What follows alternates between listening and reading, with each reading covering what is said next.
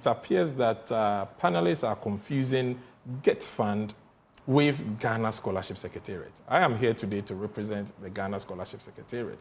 And your interview with the past Auditor General referencing Dr. Matthew Poku Prempeh and Adjo Asafo and what have you, were awards given by the Get Fund. Yeah, he didn't confuse that. He was clear about that. And not Ghana Scholarship. He was clear about that. The point there was that Get Fund had usurped the Scholarship Secretariat's role. So in that audit, they actually advised and recommended that Get Fund should stop and leave you alone to do the job. But you should also have policies guidelines for how you do it. So that is why, and you rightly quoted the Get Fund Act, Section 22B. So from time to time, Get Fund is mandated to give us supplementary funds. And it is clear that that particular fund coming from Get Fund is supposed to go into the second cycle accredited tertiary institutions for local consumption. Now, something, I will indulge you that as to whether we are constantly receiving that fund from Get Fund and whether it is adequate enough to sponsor every local scholarship in Ghana, I'll leave that to you. You are the journalist. But the point is that if your other colleague or your other panelist has evidence about these serious crimes that he has professed, I think it is only clear that you do not have to wait for this opportunity to come out. We will assist so that we bring the perpetrators to justice. When we are done, we may have a discussion. Yes. And for good reasons, purposes of avoiding victimization of certain people, I've received emails directly to my email. As we speak now, I am receiving WhatsApp messages from students who are beneficiaries who are abroad. Yeah. Of course, a good number of them talking the positive. Yeah. My phone number is not public. Yeah. How they got it, and suddenly all of them are flooding my phone with it. I've been in this job for a while. I know how this would happen. But there are people, not faceless people, who are talking about the racketeering, who are talking about the unfair treatment. I put up the Reginald. He came for an aptitude test. He got 93%.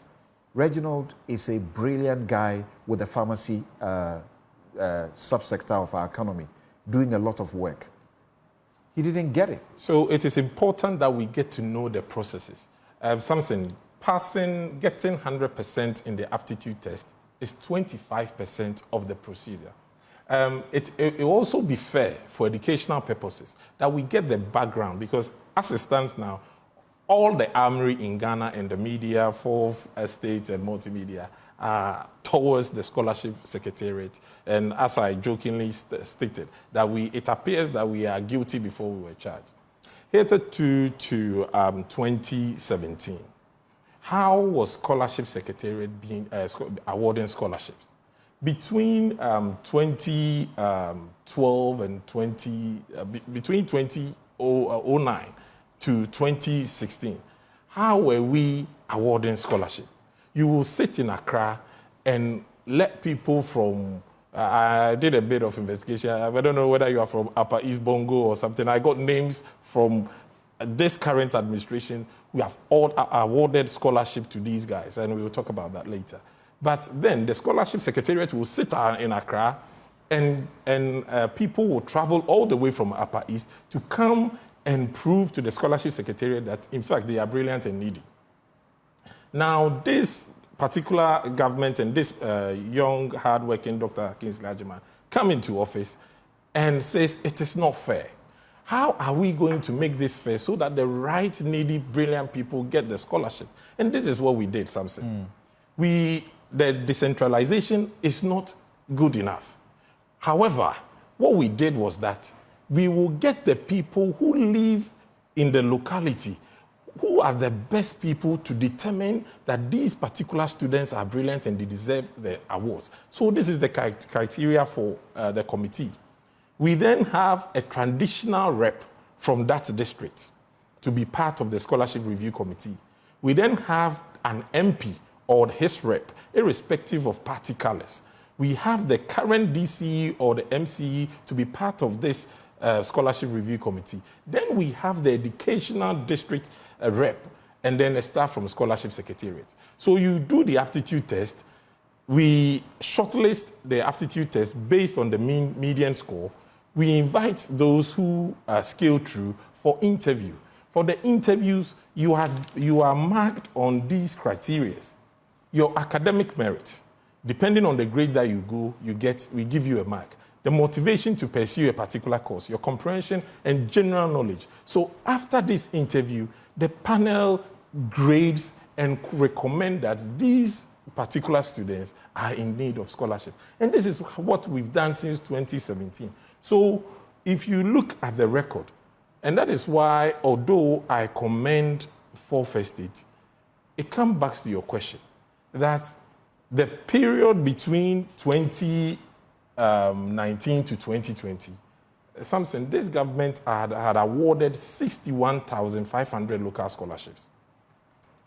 In that same year, for foreign awards, we had awarded 2,911 scholarships for foreign awards. And I don't know whether we do have the time. I would have explained to you that even for foreign scholarships, there are two different types. We have the bilaterals and the non-bilaterals. So let's focus on the foreign awards that we awarded. So if you pick 3,000 of the foreign awards that we awarded, and you cherry pick those who are politically or the elite inclined. I did the calculation yesterday. I know, and it was about 0.5% of the data set. I am not a statistician. I am an engineer and a health worker before I got to the Scholarship Secretariat. But I've watched you for years, Samson. If after this program we run a random sampling test on your credibility on this work, and then you get to find out that half a person out of 100 is not satisfied with your job, doesn't mean that you are worse at your job. Yes, we are a human institution, and it is very important that these outliers do happen. But I will indulge our viewers that we will take a critical look into these things, because the caveat for what you refer to as outliers, caveat, hold on there. So some of the scholarships, those who beneficiaries who got, that is raising eyebrows. Just let's look at just a couple of them. Yes. And then you'll explain why they would be qualified. And we're showing them now, one after the other. Yes. I am so particularly this one. Yes. Go back to the first one that just came. She got it for internship.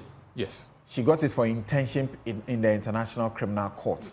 People are asking internship, scholarship of 6,000 USD or how much for is, and then so the rest of them, you will see that this is a high-rank diplomat, and is getting this much.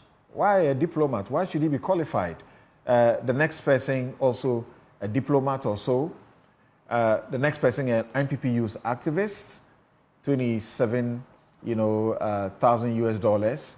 The next person Ashanti Regional Youth Organizer, 5,000. The next person, this also high-rank diplomat, gets this amount. The next person, 17,000 MPP youth activists. The next person, 28,000. This is actually Ashanti Regional Communication. For Frey. It's inaccurate. He did not get scholarship from us. His name is in there.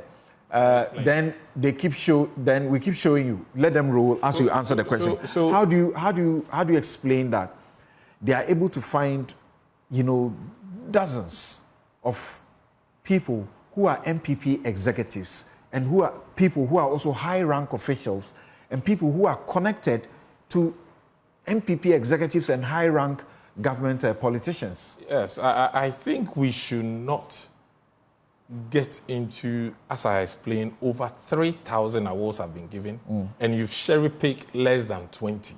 I've done the maths. But if we are going to be fair, and which Brahima said here is going to be published, as I sit here, I can guarantee you that across the spheres, even multimedia here, we've awarded scholarships and trainings to some of your staff.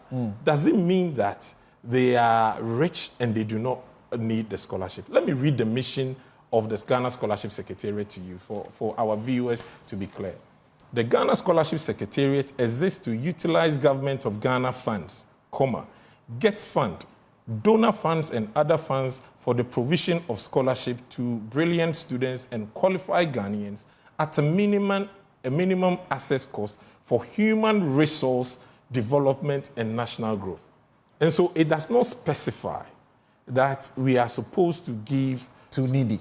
No, the needy bit is technical because we are getting supplementary funding from Get Fund. And you look at the Get Fund law, section 22B, it clearly stipulates that that money that we are getting from Get Fund should go to local scholarships. Yes, that apart. And they have made it clear that their funding is for local scholarship. Good. And for the award. So you say it doesn't matter a person's affluence, they can still get it.